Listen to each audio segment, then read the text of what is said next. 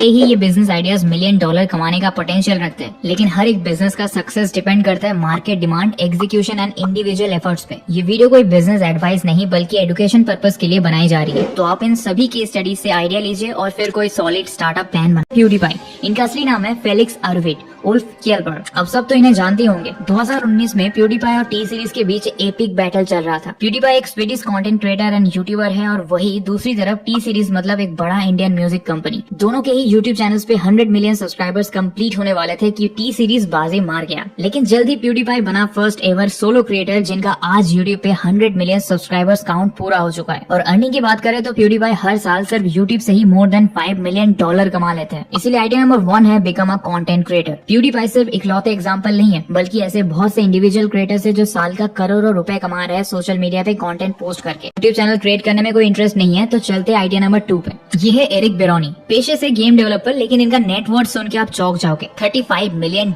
Eric के financial success का एक ही सीक्रेट है कि उन्होंने 0 एम्प्लॉय बिजनेस स्टार्ट किया। तो आइडिया नंबर 2 है become a game developer. Computer science में ग्रेजुएशन करने के बाद एरिक ने जॉब नहीं करके गेम डेवलप करने का सोचा। हार्वेस्ट मून सीरीज से इंस्पायर होके एरिक एक फार्मिंग सिमुलेशन गेम बनाना चाहते थे। और फिर क्या था, उन्होंने सिंगल हैंडेडली स्टारड्यू वैली नाम का गेम डेवलप करना शुरू किया। बिना किसी एम्प्लॉय, बिना किसी इंटर्न, सब कुछ खुद किए। कोडिंग से लेकर design, music, animation, dialogue writing, 3D graphics and everything. ये करने में एरिक को भले ही 4 साल लग गए, लेकिन गेम पब्लिश होते ही it was an instant hit. Stardew Valley एक रोल प्लेइंग गेम है जिसमें प्लेयर को अपने गुजरे हुए दादाजी की बिगड़ी हुई जमीन मिलती है और प्लेयर फार्म लैंड को कल्टीवेट करने के लिए क्रॉप्स प्लांट कर सकता है। ये वर्चुअल फार्मिंग गेम लोगों को बहुत पसंद आया एंड गेम काफी सस्ती भी थी, करीबन 1000 से 1200 रुपए का। इसलिए इसके रिलीज के कुछ साल में ही 3 मिलियन कॉपीज बिक गई। एरिक ने 6 साल में 2500 करोड़ कमा लिए। आज ये दुनिया के one of the richest indie game developers में से एक है।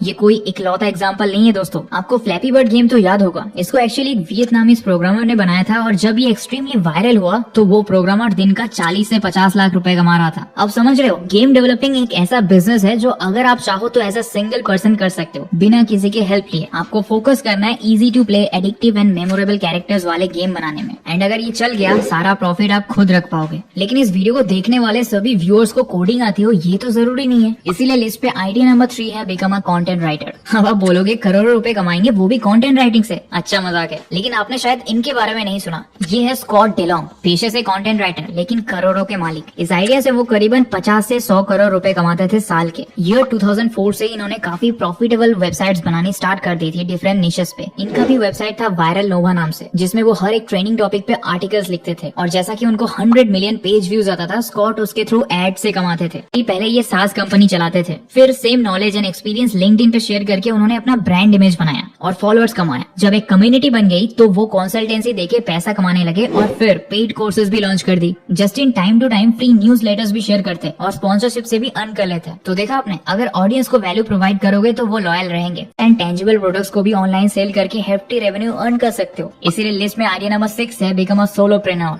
अगर कोई इंडिया बेस्ड एग्जांपल दूं तो कई सारी गर्ल्स दिल्ली के सरोजनी मार्केट से सस्ते में ड्रेसेस खरीदते हैं, फिर उनका प्राइस थोड़ा बढ़ा के इंस्टाग्राम पे बेचते हैं। क्योंकि कई सारी लेडी कंज्यूमर्स जो दिल्ली में नहीं रहते उनको अपने सिटीज में क्लोथ्स वैसे भी महंगे मिलते हैं और वो स्पेशली सिर्फ सरोजनी से शॉपिंग करने दिल्ली तो आएंगे नहीं। इसलिए इसी मौके का फायदा उठा के बहुत सारे इंस्टाग्राम बिजनेस पेजेस बिल्ड हो चुके हैं जो कैश ऑन डिलीवरी प्रोवाइड करते हैं। मार्केटिंग के थ्रू बेच के अच्छा खासा कमा सकते हो। चलो 7 नंबर पे है मेक टेक प्रोडक्ट्स। गमरोड का ही एग्जांपल ले लो। ये एक ई कॉमर्स प्लेटफॉर्म है जहां आप अपना डिजिटल प्रोडक्ट्स बेच सकते हो, चाहे वो ई बुक हो, इमोजीज हो, cook book, article, top 10 list, membership, anything. Gumroad पे अलग सीन है। ये आपको एक्सपेरिमेंट करने का मौका देते हैं ताकि आप अपने ऑडियंस रिएक्शन से समझ सको। सीधा एक बुक बेचने से पहले एक आर्टिकल बेच के अपने काम को क्रिटिकली जज कर सको। किसी एक स्किल में एक्सपर्टीज होनी चाहिए। एग्जांपल के लिए डिजाइन जॉय प्लेटफॉर्म को ही देख लो। ब्रेट विलियम्स ने ये शुरू किया था। बेसिकली आपको मंथली सब्सक्रिप्शन लेना पड़ेगा और आप जितना डिजाइन चाहो उतना बनवा सकते हो। बस एक कंडीशन है, ब्रेट एक डिजाइन प्रोजेक्ट खत्म करते हैं उसके बाद ही दूसरा डिजाइन प्रोजेक्ट लेते हैं। मान लो नेटफ्लिक्स जैसा ही है, जैसे आप मंथली 199 रुपीज देकर कोई भी मूवी देख सकते हो, उसी तरह एजेंसीज, एंटरप्रेन्योर्स और स्टार्टअप्स मंथली 40,000 रुपीज पे करके सब्सक्रिप्शन लेते हैं और उनको एक डिजाइनर मिलता है। वैसे भी फुल टाइम डिजाइनर्स काफी चार्ज करते हैं, इसलिए कंपनीज को ये सब्सक्रिप्शन बेस्ड सर्विस बहुत कन्वीनियंट लगता है। और एआई का दौर आ रहा है, सभी चीजों से अपडेटेड रहो, फिर सब्सक्रिप्शन बेस्ड सर्विस स्टार्ट करो। तो बस यही थे वो 8 जबरदस्त नो एम्प्लॉय बिजनेस आइडियाज जिससे आप एक साल में करोड़पति बन सकते हो। Thanks for watching.